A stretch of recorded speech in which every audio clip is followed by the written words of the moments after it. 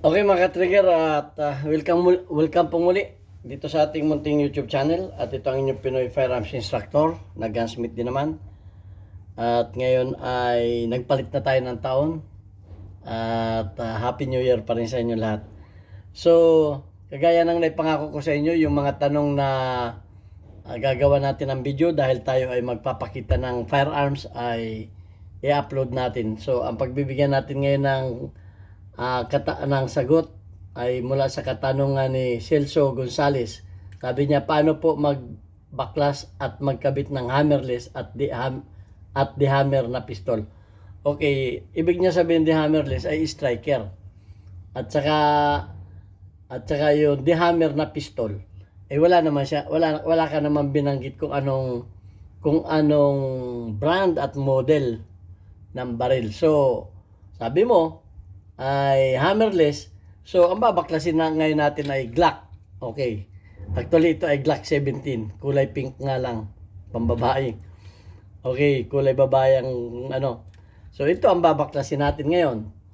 So, ito ang ating magiging pang demo ngayon. Magbabaklas tayo ng Glock. Kasi sabi mo, hammerless.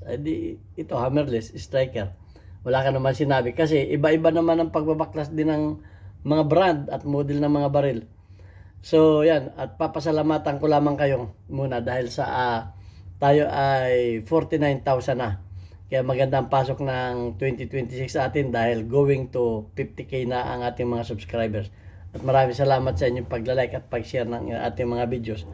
At gayon din maraming salamat sa mga hindi nag-skip ng ads dahil nga yung ating YouTube channel ay nakalaan para do sa anim nating mga estudyante na ating tinutulungan na anak ng mga single parent. Kaya nga maraming salamat dito sa mga tumulong at nagpadala dito sa ating GCash number. Huwag po ninyong tawagan yung number na yan para bumili ng baril. Wala po kami pinagbibiling baril. Mag-message lamang kayo kung kayo ay may ipapaabot na tulong sa ating mga beneficiaries para recognize kayo ng ating YouTube channel at papasalamatan kagaya ni Sir Noli Peace America. Bagaman sir ay mong ipabanggit ang tunay mong pangalan, ako ay labis na nagpapasalamat sa iyo dahil napasaya mo yung ating mga bata at nabigyan ng aginaldo mula sa iyo. At sa patuloy na pagsuporta mo sa ating YouTube channel ay marami kang natutulungan ng mga bata. Sana marami pang kagaya mo na matulungin para mas marami pa tayong matulungang mga bata. At dalangin ko ay bigyan ka pa ng maraming pagpapala at bigyan ng mabuting kalusugan sampu ng iyong buong pamilya. Okay, so punta na tayo dito sa Glock. Okay, pag kayo hawak ng baril, check agad ninyo ang chamber. Kung may bala, release ang magazine, check ang chamber kung may bala para sure. Okay. So, ang pagtatanggal ng ay meron ditong disassemble latch. Ibababa lang ninyo to. Okay, mas maganda kung pagka-check ninyo ganyan, i-press ninyo yung trigger para mas madali na. Okay, kasi pag hindi ninyo i-press yung trigger, pagbaba ninyo, i-press pa ninyo. So ito, ibababa lang ninyo ito, disassembling nuts na to, ibababa pa ganun, at itutulak itong slide. Okay? Pauna. Pag medyo mahirap, i-atras ninyo ng counting slide kasi nakakagat yan doon sa kanyang barrel. So pagka ganyan, ay yan, matutulak na ninyo yan at mababaklas na ninyo. So tanggalin natin yung unang-una, tatanggalin natin yung recoil spring at saka yung kanyang barrel. Okay, so ilalapit natin yung camera natin para mas malinaw. Unahin na natin itong kanyang slide. Okay, so tatanggalin natin dito. May nagrereklamo sa atin, hindi daw niya nakikita eh. Okay, so ayan, sana makita na ninyo ng malinaw. So una-una natin dito tatanggalin ito, cover na to.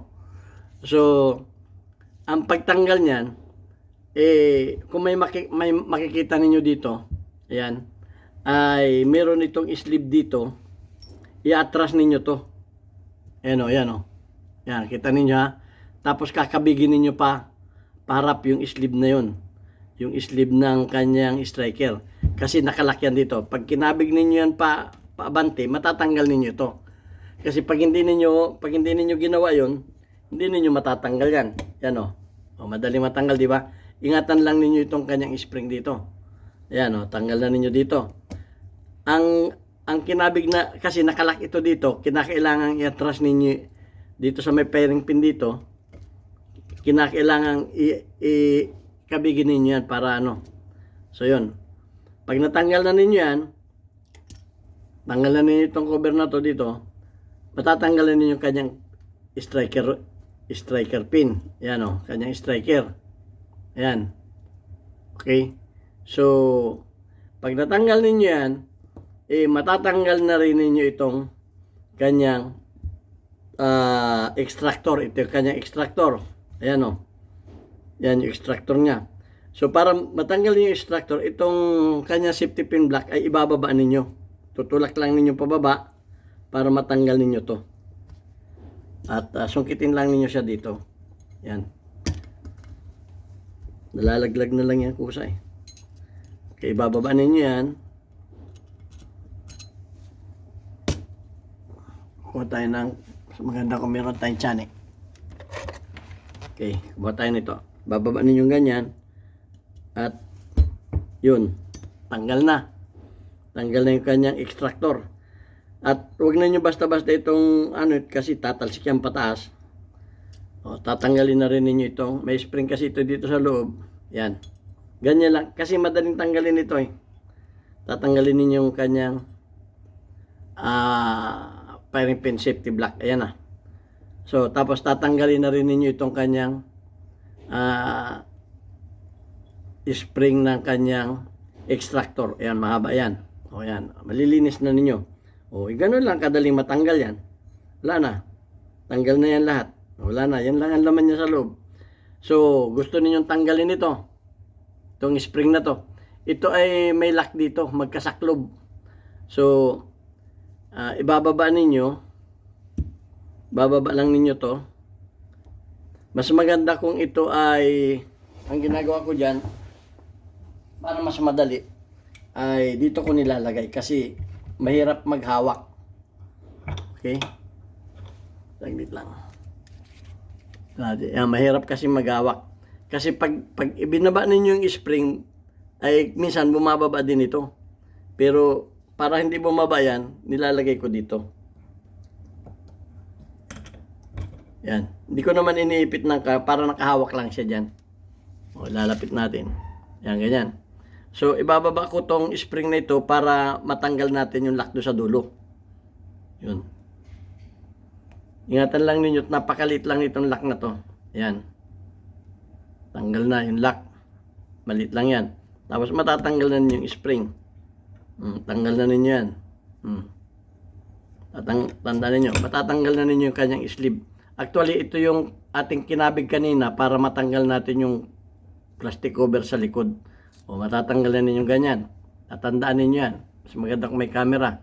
O, so, pagkakabit niya, kung ano yung uli ninyong tinanggal, yun ang una ninyo ikakabit. So, ikakabit na natin uli yan. Pag ganyan. Tapos, para mahawakan, kasi mahirap pag walang maghahawak, papahawakan natin dyan. Pero hindi ninyo ipitin yan, nakahawak lang yan. Tapos, ikakabit na ninyo to spring. Tapos, itong lock na to, magkasaklob to. No, magkasaklob yan. Yan o. Magkaparis yan. So, ikakabit lang uli ninyo pag ano. Yan. Lalagyan ninyo dyan at ibabalik na ninyo ito. Magkasaklob yan. Magkaparis yan. Ingatan lang ninyong wag ninyong basta-basta bibitaw. Ayun, nagkagaya nun, nahulog na. Yan. Ito. Ingatan lang ninyo. Tapos ikakabit na ninyo ganyan. Kung ano yung posisyon na tinanggal ninyo, yan. Tapos dandahan na ninyo bibitawan, nakakabit na yung ganyan. So yan na, nakabuo na yan. So ang gagawin naman natin ngayon ay bubuoy na natin yan. Lalayo natin yung camera. Ito. So yung huli nating ikinabit, tatandaan ninyo yung huli nating ikinabit, tinanggal, yun ang una nating ilalagay. So ito yung huli natin. Ilalagay natin yan. Diyan. Yan, lalagay natin yan dyan. Yan. Tapos ano sunod? Ito. Itong extractor niya. Lalagay natin. Kabit natin pa ganyan. Mayroong nagsabi kasi na hindi daw niya nakikita eh. Ewan ko paano hindi nakita. Tapos ibababa lang natin itong kanya ito. Ibababa, pipress mo ng kaunti itong kanyang bearing pin block para pumasok to. Yun. At ito na rin ang pipigil dito sa kanyang pag nailagay na ninyo ito, hindi na ninyo matatanggal yan kahit igano ninyo. Yan o. Yun. Tapos ilalagay na ninyo yung kanyang bearing pin. Kabit natin yung bearing pin. Kung dapat linisan, linisan. Ayan o. Tapos ito na yung sunod natin, ito na ikakabit natin. Okay, tandaan niyo yung bakal lang nakatutok doon sa una. Kung paano niyo mas maganda nga kung kayo baguhan pa, ay may mga cellphone naman kayo, di gamitan niyo na cellphone. Tapos ito na, kakabit niyo. Tandaan niyo yung labas at loob. Ito yung loob. Okay? Gaganon niyo. Okay, para yan ay pumasok, itutulak ninyo ngayon ito. Ito. So, dito yan. Tapos ay kukuha kayo ng pantulak.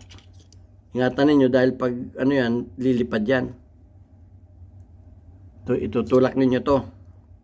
Yan o. Tapos itutulak ninyo tong kanyang plunger ng kanyang extractor.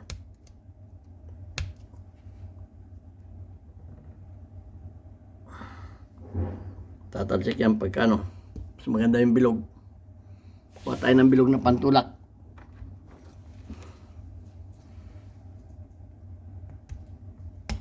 Yun. So kabit na. O ganun lang. Kakabit na ninyo. Ayos na to. So punta naman tayo sa kanyang receiver.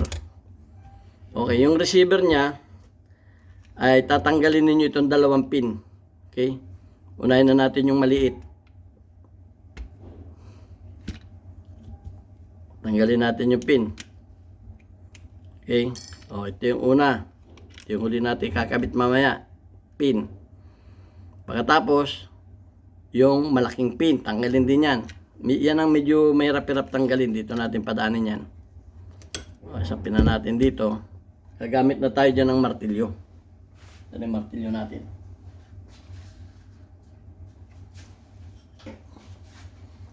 At gagamit na tayo dito ng pin pusher. Yun. Okay. Set aside natin yung magamit. Yan. O, tanggal na natin yan.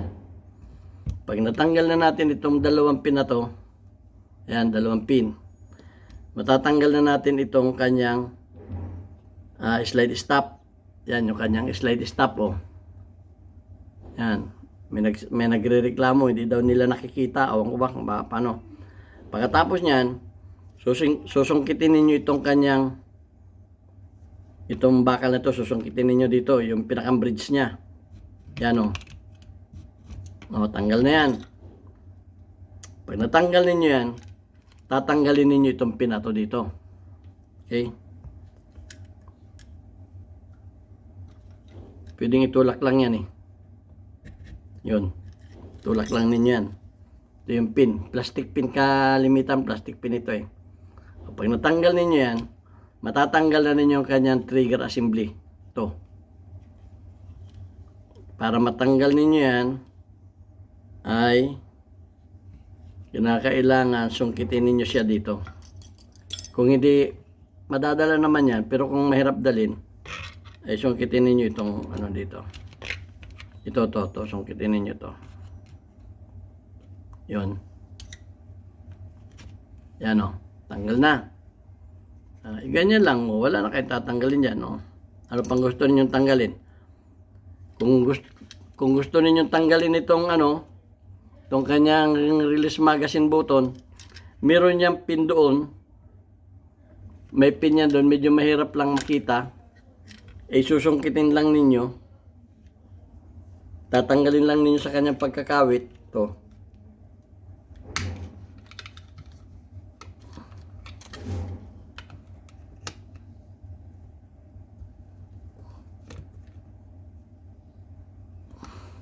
Ito medyo mahirap. Yun. Pag natanggal na ninyo yun, matatanggal na to. Ano?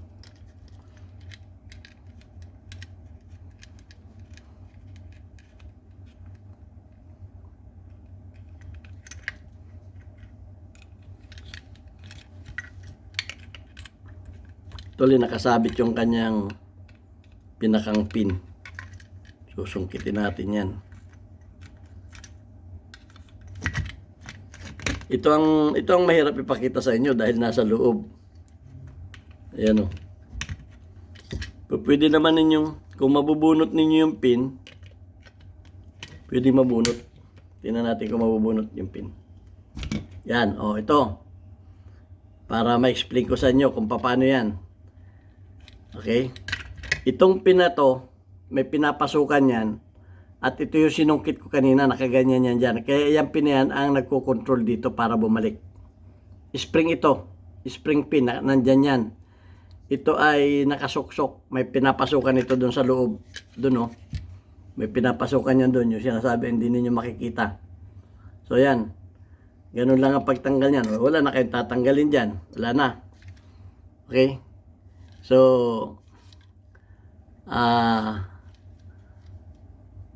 ito naman, hindi naman kailangan na itong tanggalin.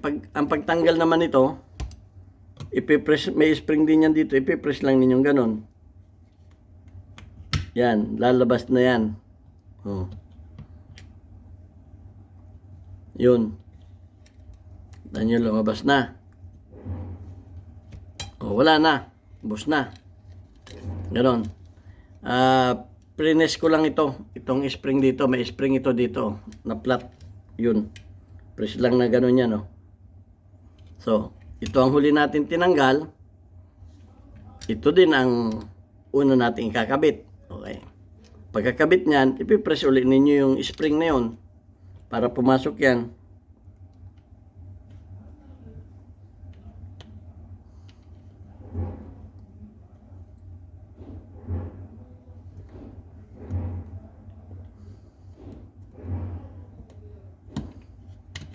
Yun. Nakikabit na natin. Check. Yun. So, ikakabit na ulit natin to. Okay, tandaan ninyo pagkakabit nito. Ito yung disconnector niya. May spring siya dito. Yun o. Pag naputol yung spring na yan, yan ay hindi na babalik itong hammer niya. So, pag ito yung naputol, pwede ninyong palitan o di kaya unatin lang ninyo isang coil. Ito, isang coil na to. So, ibabalik lang natin sa dati niyang posisyon. Ganyan. Nakaganyan dapat siya. Okay, so, halimbawa, nalinis na ninyo. Huwag natin patagalin. Okay? So, ibabalik muna natin itong kanyang magazine release. So, ito yung pin. Mamaya natin kakabit yan. Ipapasok na ulit natin yan. Okay. So, kung saan ninyo lumabas yan, doon din ninyo ipapasok yan. Okay? Yun. Baliktad. Tagdrit.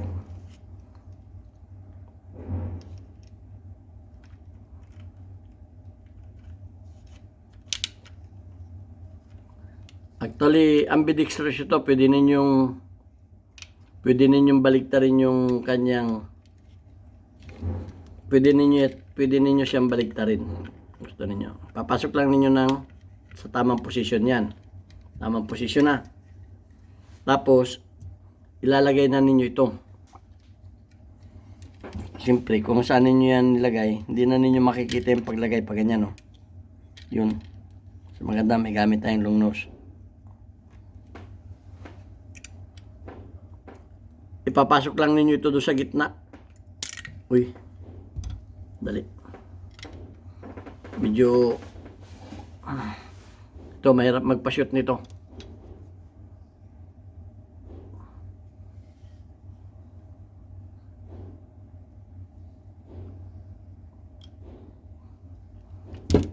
Tapos tutulak lang natin siya. May sinusutan kasi yan eh. Yun. Pagkatapos yan, itatama na uli natin yun. Yung sinungkit natin kanina, tatama na natin yan doon.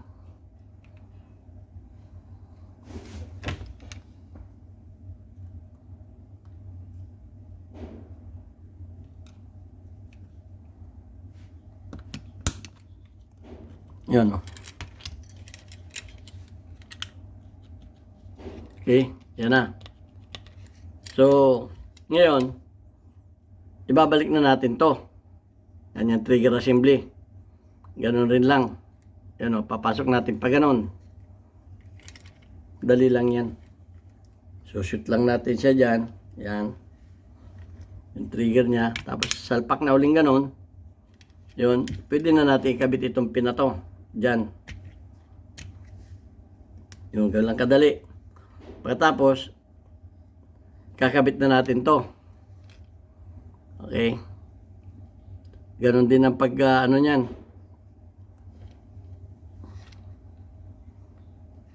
O, dyan niya nakalagay.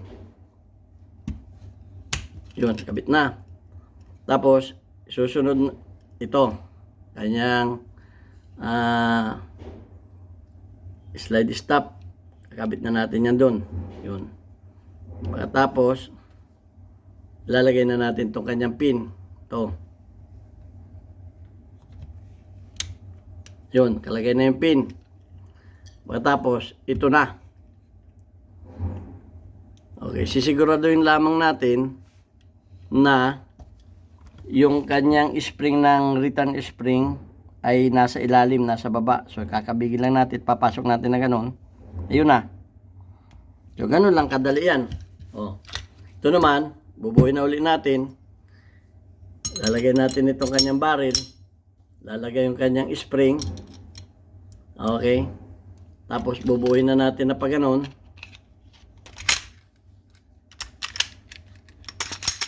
At buo na. Okay. So, ganun lang kadali ang magbaklas niyan. So, yun namang dehammer, siguro, sisi ang ating tatanggalin dahil may hirap tanggalin yun. Yun ang tuturo ko sa inyo. Okay, so, yung 1911, saka na yun. Mas mahirap yun. So, yan. At sana, may natutunan kayo. At kung hindi pa kayo sanay magbaklas, ang gagawin ninyo, pag kayo nagbaklas na isang pyesa, ibalik uli ninyo para nalalaman ninyo. Halimbawa ito. Nagbaklas muna kayo nito. Yan. O, ganun palang pagbaklas yun. Pag-aralan ninyo kung paano pagbalik naman. O, halimbawa, nagbaklas kayo nito. Binaklas ninyo. Ganyan. Pag-aralan muna ninyo kung paano ang pagkakabit uli niyan. Saka ninyo, wag yung lahat ay babaklasin ninyo, tapos lito-lito na kayo. Hindi na ninyo alam, saan pala ito, saan ito. Step by step, palalim ng palalim. Pagkatapos ng baklas nito, tanggalin ninyo ito. Huwag ka kagad ninyo tanggalin yung laman sa loob. Subukan mo muna ninyong ibalik muna ito. Ibalik muna. O gano'n lang palang pagbalik nun. O tanggalin ulit ninyo, tapos tanggal kayo ng pyesa. Ibalik ulit ninyo, tapos ikabit ulit ninyo. Paulit-ulit para ma-memorize ninyo. Para kayo nag-memorize ng sentence. Paulit-ulit ninyo binabasa. Okay, ganun. So yan, sana may natutunan kayo sa ating sino yung nagtanong nun.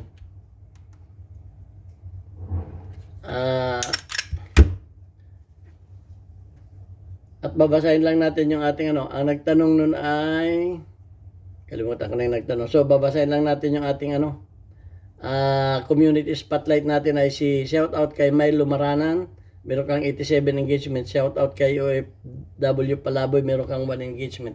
Shout out kay Sir Noli Peace America, meron kang 84 engagement. Shout out kay JNF 590, meron kang 14 engagement. At shout out kay Saipula Husudan, meron kang 14 engagement. Okay? At maraming salamat sa inyo. At sa susunod naman na video natin, magbabaklas naman tayo ng may hammer. Hindi ko alam kung anong sabi niya, pistol. O di hanap tayo ng pistol. Babaklas tayo ng pistol na may hammer. Wala naman sinabing brand o model. So, yun ang mahirap. Bahala na kung ano yung mabaklas natin na basta may hammer. Okay, siguro ang babaklasin ko ay sisay. Kasi medyo mahirap yun. Okay, at maraming salamat sa inyo. God bless at sana may natutunan kayo. Pagbibigyan ko lahat ng inyong mga katanungan at kahilingan. At sana malinaw yung inyong mga katanungan para eksakto yung ating mga sagot. Ito ang inyong Pinoy Params Instructor. Happy New Year ulit sa inyo. God bless.